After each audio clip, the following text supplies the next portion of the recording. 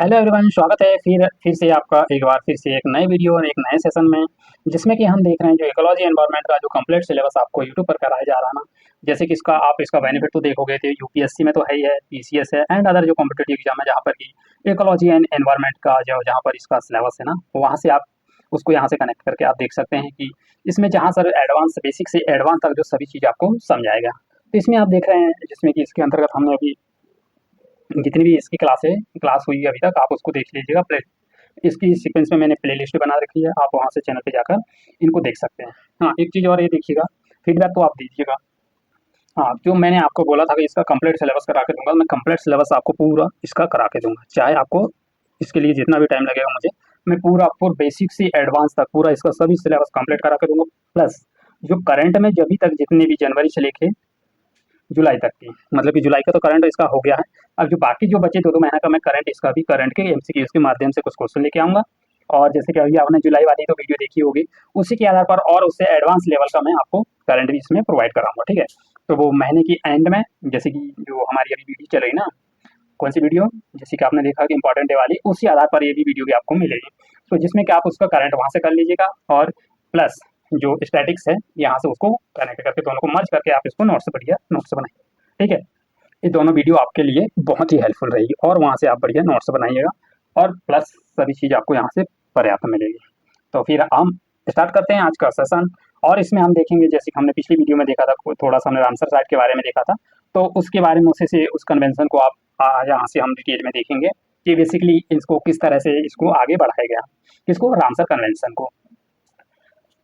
तो इसमें देखें रामसर कन्वेंशन जो एडवांस टू वेटलैंड मतलब जैव विविधता की किस तरह से यह सहायता पहुंचाता है, जैसे कि हम इसमें आज यहाँ से क्लास स्टार्ट कर रहे हैं। तो इसमें जैव विविधता के अंतर्गत जो पारिस्थितिकी तंत्र में कई प्रकार के जीवों का सूक्ष्म आवास का प्रदान करना, मतलब कि जो छोटे प्रकार के जीव हैं उनको किस तरह से आवास को इसमें प्रदान किया जाता है। अब देखें कार्बन सिंक, मतलब कि कार्बन का यहाँ पर किस तरह से अवशोषण हो रहा है। आर्द्रभूमि स्तर पर आप देखोगे ना, तो जो पारिस्थितिकी तंत्र में कार्बन डाइऑक्साइड का क्या होता है, यहाँ पर अत्यधिक मात्रा में अवशोषण होता है, जिस कारण जलवायु परिवर्तन को कम सहायता होती है। मतलब कि यहाँ पर परिवर्तन कम देखने को मिलता है, जलवायु परिवर्तन जिस कारण के कारण क्या है, जलवायु का परिवर्तन यहाँ पर कम करने में सहायता मिलती है। कार्बन सिंक मतलब कार्बन का अवशोषण, मतलब कि कम से कम कार्बन करेंगे और उत्सर्जित करेंगे, जिसकी वजह से यहाँ पारिस्थितिकी तंत्र क्या होता है, यहाँ पर व्यवस्थित होता रहता है।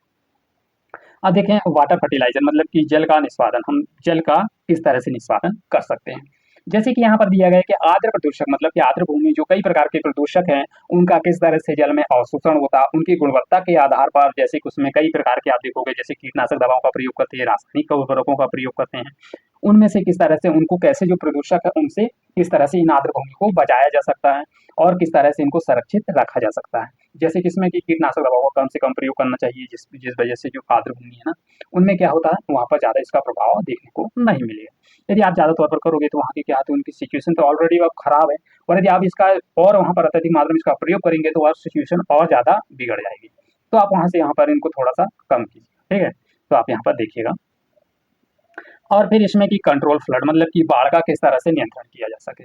इसके अंतर्गत आर्द्र भूमि जो अतिरिक्त जल का अवशोषण के कारण बाढ़ की समस्या, मतलब कि जहाँ पर क्या हुआ, जैसे आर्द्र भूमि जो वेटलैंड है ना, वेटलैंड क्या होता है कि वहाँ पर जो जैसे कि बाढ़ जैसी आती नदी आती है, नदी आने के कारण जो चीज फ्लड जो कंट्रोल नहीं कर पाती है, इस वजह से क्या होता है कि जो आर्द्र भूमि है वहाँ का जल जो अतिरिक्त जल को अवशोषण करने के कारण वहाँ की समस्या निरंतर कम करते जाते हैं। मतलब ये समस्या को ज्यादा तो होती है, उनको नियंत्रित करने के लिए इस प्रकार से इनका अवशोषण किया जाता है। और फिर देखें हम इकोनॉमिक्स वैल्यू, मतलब कि इसका आर्थिक पक्ष क्या है।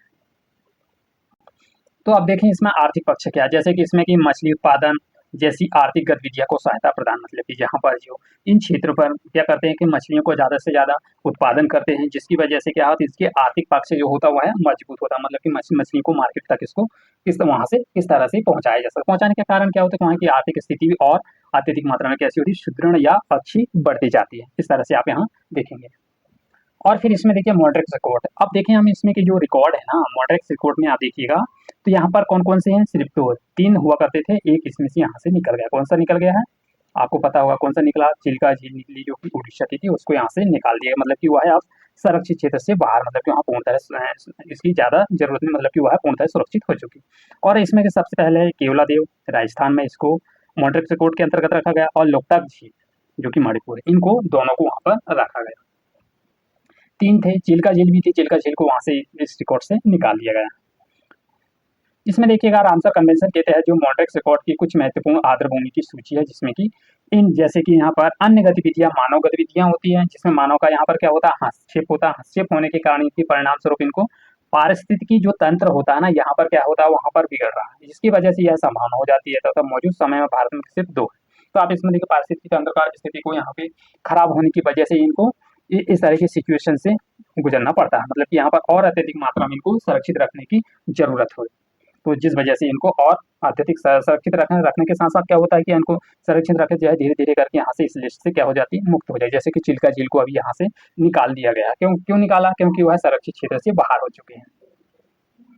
तो आगे देखें हम आगे इसमें कि जैसे कि हमने उसको देखा था मॉन्ट्रिक्स रिकॉर्ड के अंतर्गत किनको रखा गया, 2 कौन से, रणथंबोर राजस्थान का और क्या बोलते हैं उसको, ये मणिपुर का लोकटक झील। ठीक है, तो अब उसी सिलसिले को हम यहाँ पर देखेंगे मैंग्रोव वन कि मैंग्रोव वन बेसिकली है क्या और इनका महत्वपूर्ण योगदान क्या है और किस तरह से इनका महत्वपूर्ण योगदान होता है, किसका, मैंग्रोव वन का। तो इसमें हम देखेंगे कि समुद्री तो जो मैंग्रोव वन होता है वो होते हैं वह कहाँ पर है, समुद्री तट के किनारे में, जो कि उष्ण कटिबंधीय उपोष्ण कटिबंधीय दोनों प्रकार के क्षेत्र, मतलब कि वह क्षेत्र जहाँ पर उष्ण कटिबंधीय क्षेत्र है और उपोष्ण कटिबंधीय क्षेत्रों में इस तरह से यह विकसित होते हैं। और इनका विकास ज्यादातर आप कहाँ पर देखने को मिलेगा, डेल्टाई क्षेत्र में, जो कि ज्वारनदमुख क्षेत्र में देखने को मिलता है। यह संक्रमणकालीन परिस्थितियों में है, जो इकोटोन के रूप में समुद्री पारिस्थितिकी तंत्र और स्थलीय पारिस्थितिकी, मतलब कि जैसे कि ये संक्रमणकालीन क्षेत्र होता है ना, वहां पर ये सबसे ज्यादा होते हैं। कहाँ पर, पारिस्थितिकी तंत्र में के रूप में, जो कि इकोटोन होता है उसका बेसिकली क्षेत्र एरिया होता है, जो कि समुद्र का पारिस्थितिकी तंत्र और स्थलीय का पारिस्थितिकी, मतलब कि जो जलीय स्तर पर भी होता है और स्थलीय स्तर पर भी, दोनों ही स्तर पर आपको देखने को मिलेंगे। और मैंग्रोव वन मुख्यतः वह खारे पानी में अनुकूल कर सकते हैं। बेसिकली आप यहाँ जानेंगे कि मैंग्रोव वन जो होते हैं वह खारे पानी पर भी अपना क्या कर सकते हैं, वह अनुकूलन कर सकते हैं। अब देखिए हम इनकी की मैंग्रोव वन की विशेषता क्या, कैरेक्टर्स ऑफ मैंग्रोव फॉरेस्ट की, इनके महत्वपूर्ण योगदान है क्या और किस तरह से ये अपना संरक्षण करते हैं, कि हमें किस तरह से ये सुरक्षित एरिया माना जा सकता है या माना जाता है। तो हम देखें इसमें कि जलीय स्तर पर ऑक्सीजन की कमी, खारा पानी में, इसमें की जटिल खारे की स्थल देखें हम, स्थलीय समस्या है जिसमें जटिल इसकी जड़ तंत्र जो होती है वह है मैंग्रोव फॉरेस्ट की, जैसे कि आप ये हो गया। ठीक है, ये देखिए आप ये मैंग्रोव वन की जो जड़ें होती है ना, ये कैसी होती है, बहुत ही जटिल होती है कि एक दूसरे से इस तरह से सटे रहते हैं कि यहाँ पर आने की जो पानी है ना उसको ये बाढ़ या फ्लड आती है या बहुत बड़ी बड़ी सुनामी आती है, इनको आगे जाने नहीं देता, क्योंकि वह इनकी जड़ें एक दूसरे से ऐसी सटी रहती है जिसकी वजह से वह आगे निकल नहीं पाते। और यहाँ पर ऑक्सीजन की कमी, तो इसमें देखें हम कि इसमें ऑक्सीजन की कमी, जैसे कि ऑक्सीजन की कमी, जल की कमी, जो कि इसमें खारा गुरुत्वाकर्षण का विरोध करने के कारण ये कैसा हो जाता है, ये निरंतर ऊपर बढ़ते जाता है। तो इसमें हम देखें हम इसमें कि मैंग्रोव वनों की सबसे बड़ी विशेषता इनकी जड़ें का नेटवर्क है। जो मैंग्रोव फॉरेस्ट होते हैं इनकी सबसे बड़ी महत्वपूर्ण विशेषता जो होती है उनकी क्या होती है, उनकी जड़ों का महत्वपूर्ण नेटवर्क, मतलब कि जड़ें जो होती है वह एक दूसरे से इस प्रकार सटी रहती हैं कि वह किसी भी प्रकार की आने वाली जो समस्या है उसका निदान कर सकती है। मतलब कि जो जैसे कि सुनामी करने के कारण या विभिन्न तरह की जो एक्टिविटी होती है उनको किस तरह से वह आगे जाने नहीं दे सकता, वह पूर्णतः क्या कर लेता है, उसको बहुत कम मात्रा में यदि उनसे कुछ बच जाए तो उसको आगे जाने की समस्या आने की जाने देता, मतलब कि वो अधिकांशतः तो देखोगे आप तो उनको वो स्वयं ही वो नेटवर्क इतना रहता है उनकी जड़ों का कि उनको आगे बढ़ने नहीं देते हैं, जो कि आर्द्र भूमियों में इसका स्थिरता का रूप में इसको प्रदान करते हैं।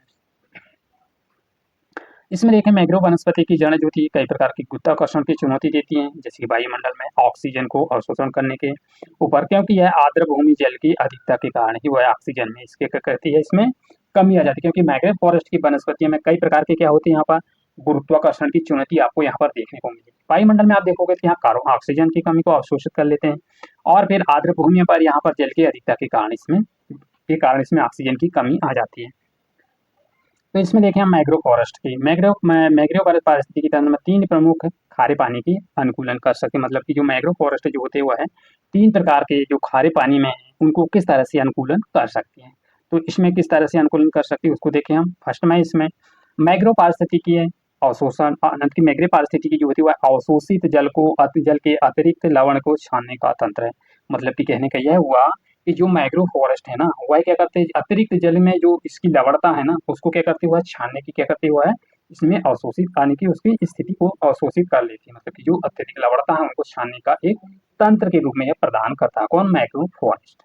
सेकंड, इसमें इन वनों में ऊतक की अधिक लवणता को स्थिर रहती है, मतलब कि जो जो वन है जिस प्रकार के मैंग्रोव फॉरेस्ट है उनमें क्या है, ऊतक की अधिक लवणता को स्थिर करता है, मतलब जो ऊतक है उनकी जो लवणता है उनको क्या करता है, स्थिर रखता है।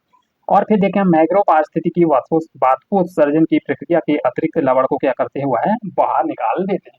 जो मैंग्रोव फॉरेस्ट होते हैं ना, वह जिसमें कि अत्यधिक उनकी लवणता मिल जाने के कारण वह को वाष्पोत्सर्जन की क्रिया के द्वारा उन लवणता को क्या करते हैं, वह बाहर निकाल सकता है। कौन? Mangrove forest. यहाँ पर आपने यहाँ पर स्टेटमेंट के तौर पर आप यहाँ पर क्वेश्चन बन सकता है मैंग्रोव फॉरेस्ट की पारिस्थितिकी तंत्र के बारे में। ये 3 स्टेटमेंट दिया जाएगा और आपसे ऑप्शन पूछ लिए जाएंगे, इनमें से कौन सा सही है। तो मतलब कि इनमें से कौन सा सही है। ए में दे दिया जाएगा 1 एंड 2, बी में दिया जाएगा 2 एंड 3, सी में दे दिया जाएगा 1 2 3, डी में दिया जाएगा, डी में इनमें से कोई नहीं, इनमें से कोई नहीं। तो ये स्टेटमेंट के तौर पर भी आपसे यहाँ पर ये सवाल बन सकता है। तो इसमें सवाल क्या है, इसका आंसर क्या हो सकता है? आंसर हो सकता है ऑल ऑफ दिस, मतलब कि 1 2 3, ऑप्शन सी इसमें करेक्ट हो जाए, क्योंकि 3 स्थितियां इसमें बन सकती है। ठीक है, तो यहाँ पर आपसे ये क्वेश्चन भी बन गया, ये सॉल्व भी हो गया। तो अगला देखें हम टोटल रामसर साइट, मतलब कि भारत में कुल मिलाकर कितनी रामसर साइट है इसके बारे में देखें। तो इसमें ये रामसर साइट, जो रामसर शहर है ईरान है, जो 2 फरवरी 1972 को जो इसमें ये रामसर साइट का था, जिसमें कि यूनाइटेड किंगडम के पास कितनी 172 कुल रामसर साइट है, जो कि सबसे ज़्यादा सबसे क्षेत्रफल की दृष्टि से देखें हम तो इस यहाँ पर बोलीविया, बोलीविया जो कहाँ पर है, कहाँ पर है बोलीविया आप बताइएगा। ये क्या है? ये नहीं बन रहा मेरे से। ठीक है, बोलीविया आप देखिएगा। यहाँ पर आई थिंक्स ये कौन सा कंट्रीज, यानी कि क्या बोलते हैं इसको, कॉन्टिनेंट। आप कमेंट कीजिएगा, ठीक है। तो मैं चलता हूँ अगला। तो इसमें आप इसका कमेंट करके आप बता सकते हैं कौन सा कॉन्टिनेंट है। भारत इसका सदस्य कब बना? 1982 में। अब इसमें देखिए भारत में कौन कौन से सुंदरबन है, पश्चिम बंगाल में, चिल्का झील है उड़ीसा में, केवलादेव है राजस्थान में। जैसे कि इसमें से इसको चिल्का झील को यहाँ से निकाल दिया है, ठीक है। तो आप यहाँ देखेंगे इसमें सिर्फ हाँ तीन ही है, ये तीनों है, सॉरी तीनों है। तो वो तो क्या मॉन्ट्रेक्स रिकॉर्ड के अंतर्गत इसको उड़ीसा को, चिल्का झील को यहाँ से उड़ीसा से निकाल दिया, ठीक है। वो मॉन्ट्रेक्स का याद आया मुझे। तो अब देखें हम इसमें क्या देख रहे थे, हम इसमें की रामसर साइट की भारत में कुल मिलाकर कितने रामसर साइट है उनके बारे में हम देखेंगे। एक एक करके सभी राज्यों की जो रामसर साइट है उनको हम देखेंगे, ठीक है। मैं इनको बतला रहा हूँ, आप इसमें से आप देखिएगा, इसको याद करने की कोशिश कीजिएगा, ठीक है। तो सबसे पहले हम चलते हैं नॉर्थ से स्टार्ट कर रहे हैं हम जम्मू एंड कश्मीर से। यहाँ पर कौन कौन सी रामसर साइट है? सुरेंसर है, मानसर है, हुकेशर है, भूलर है गम वेटलैंड कंजर्वेशन है, शैलबग है। इनको कैसा याद करेंगे हम? सुरेंसर, मानसर, हुकेशर, बुलेरसर, हैगम, शैलबग, ठीक है। कैसे करोगे आप याद? सुरेंसर है, मानसर है, हुकेशर है, बूलर हैगम है, शैलबग है। हैगम जो वेटलैंड कंजर्वेशन है, तो इसको आप ऐसे सीक्वेंस से याद रखिएगा।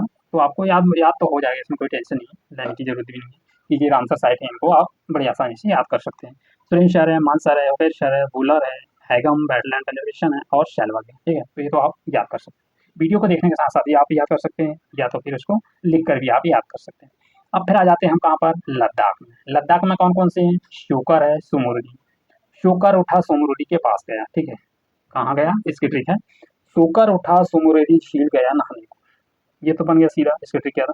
शोकर में गया नहाने सुमुरदी झील, शोकर सुमुरदी झील, शोकर सुमुरदी, ठीक है।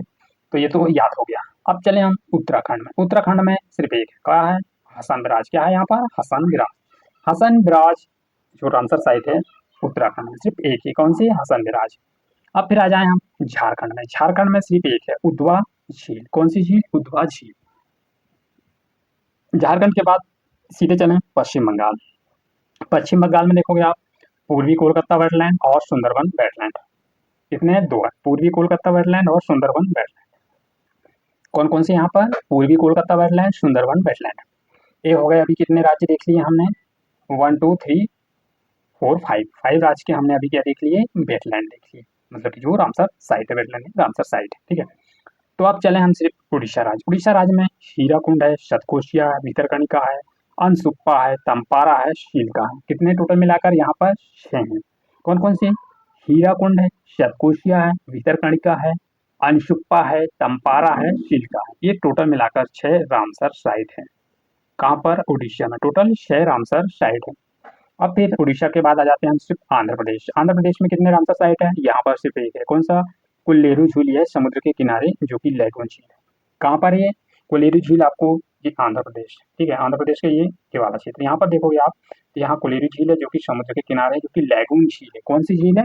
लैगून झील। यहाँ पर आपसे एक क्वेश्चन बन सकता है, यहाँ पर देखिएगा आप कि कोल्लेरू झील है, एक क्वेश्चन मैं बनाता हूँ आपके लिए।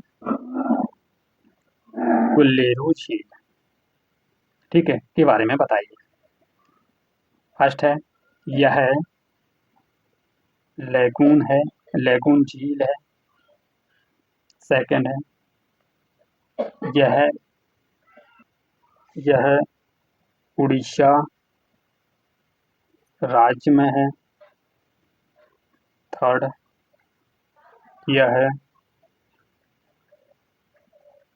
आंध्र प्रदेश में है। इनमें से कौन सा कथन सही है? ए हो गया 1 2, बी हो गया 2 3, सी हो गया 1 3, डी हो गया 1 2 एंड 3। तो आप इनमें से बताइएगा कौन सा कथन सही है। तो इसमें से क्या फर्स्ट सही है, यह लैगून झील है। सेकंड, यह उड़ीसा राज्य में है। थर्ड है, यह आंध्र प्रदेश में, आंध्र प्रदेश राज्य में है। तो आप इसको देखिएगा, एलिमेंट भी कर सकते हैं। एलिमेंट कैसे करोगे आप? यहाँ पर एलिमेंट करने का एक आसान तरीका है, वो क्या है उसको आप देखिएगा कि यह क्या मैंने आपको पढ़ाया कि यह उड़ीसा राज्य में है। कैसे कीजिएगा, क्या यह उड़ीसा राज्य में है? इसके आधार पर आप आंसर निकाल सकते हो। ये उड़ीसा में था नहीं। सेकंड देखो स्टेटमेंट में, इसमें है तो ये तो कैंसिल हो गया, इसमें भी है सेकंड, ये भी कैंसिल हो गया। डी में देखोगे आप, सेकंड डी में ये भी कैंसिल हो गया। तो हमारे पास क्या बचा? आंसर सी बचा ना, ऑप्शन सी, जिसमें क्या 1/3, मतलब कि यह लैगून झील है और यह आंध्र प्रदेश में है। इसके आधार पर इसका आप आंसर निकाल सकते हो, ठीक है। तो यहाँ देखिएगा, देखा हमने, ये हो गया हमारा। तो अब चलते हैं हम कौन सा? हिमाचल प्रदेश राज्य में। किस राज्य में चलते हैं? हिमाचल प्रदेश। हिमाचल प्रदेश में देखेंगे हम कौन कौन से यहाँ पर जो कि रामसर साइट है। चंद्रताल है, रेणुका है, पोक डैम। चंद्रताल है, रेणुका है, पोक डैम है। चंद्रताल, रेणुका, पोक डैम। चंद्रताल, रेणुका, पोक डैम। चंद्रताल, रेणुका, पोक डैम, ठीक है, याद हो गया, चंद्रताल, रेणुका, पोक डैम। और इसके बाद आते हैं हमसे बिहार राज्य में। बिहार में कौन कौन से हैं यहाँ पर देखेंगे? कवरताल है, नागा पक्षी अभ्यारण्य है, नकटी अभ्यारण्य, नकटी झील। कौन सी झील? ये न्यू साइट है, नकटी झील। कवरताल, नागा पक्षी अभ्यारण्य, नकटी झील। कवरताल, नागा पक्षी अभ्यारण्य और नकटी झील, ठीक है, ये 3 हुई बिहार राज्य की जो प्रमुख रामसर साइट है। तो अब इसके बाद हम देखें हम आज का अंतिम राज्य, फिर इसके बाद हम नेक्स्ट वीडियो में इसी तरह हम इनको कवर करेंगे। तो आज का हमारा अंतिम राज्य कौन सा है? उत्तर प्रदेश। उत्तर प्रदेश राज्य की जो प्रमुख रामसर साइट है उनको हम यहाँ से देख रहे हैं, ठीक है। तो यहाँ पर फर्स्ट है अपर गंगा है। कौन सी? यहाँ पर अपर गंगा। सेकंड है हैदरपुर, सूरेश्वर सरोवर, शमन है, सरसई, संधि, समसपुर पक्षी अभ्यारण्य, पार्वती, अर्गा पक्षी अभ्यारण्य, नवलगंज पक्षी अभ्यारण्य और वखीरा पक्षी अभ्यारण्य। और कौन से यहाँ पर? अपर गंगा है, हैदरपुर है, सुर सरोवर है, शमन है, सरसई है और फिर संधि है, समसपुर पक्षी अभ्यारण्य है, पार्वती पक्षी अभ्यारण्य है, अर्गा पक्षी अभ्यारण्य है, नवलगंज पक्षी अभ्यारण्य है और वखीरा पक्षी अभ्यारण्य। तो इस तरह से आप इनको याद कर सकते हैं, ठीक है। कौन कौन से हैं? अपर गंगा, हैदरपुर, सुर सरोवर, शमन, सरसई, संधि, समसपुर पक्षी अभ्यारण्य, पार्वती है, अर्गा पक्षी अभ्यारण्य, नवलगंज पक्षी अभ्यारण्य और वखीरा पक्षी अभ्यारण्य। तो इस तरह से हमने अभी तक जो जितने भी राज्य हुए हैं, अभी टोटल मिलाकर कितने राज्य हुए? 3 इधर हो गए और 4 इधर हो गए, 7 और 3, 10 राज्यों के हमने क्या कर लिए अभी तक? हमने जो इनकी रामसर साइड है इनको हमने याद कर लिया। आप एक लिस्ट बनाइएगा, लिस्ट में जैसे मैंने बनाया वैसे ही आप इनको बनाकर याद कीजिएगा। तो इसी तरह अन्य रोचक तथ्यों की जानकारी जानने के लिए आने वाले वीडियो को देखने के लिए आपको, यानी कि अन्य जानकारी को देखने के लिए नेक्स्ट वीडियो तो देखना पड़ेगा। नेक्स्ट वीडियो वो कब आएगी? ये क्लास कंप्लीट होगी, इसके बाद ही वो नेक्स्ट वीडियो आएगी। नेक्स्ट वीडियो आएगी तो आप वहाँ से इसको कवर कर लीजिएगा। तो सेशन कैसा लगा, सेशन को लाइक या डिसलाइक करके आप बता सकते हैं, और कमेंट के तौर पर आप वीडियो को ज़्यादा से ज़्यादा तक लोगों तक पहुँचाइएगा, शेयर कीजिएगा और एक प्यारा सा कमेंट कीजिएगा। तो फिर मिलते हैं फिर नेक्स्ट वीडियो में आने वाली इसके नेक्स्ट पार्ट या नेक्स्ट लेक्चर के साथ। Thank you for all of you. जय हिंद, जय भारत।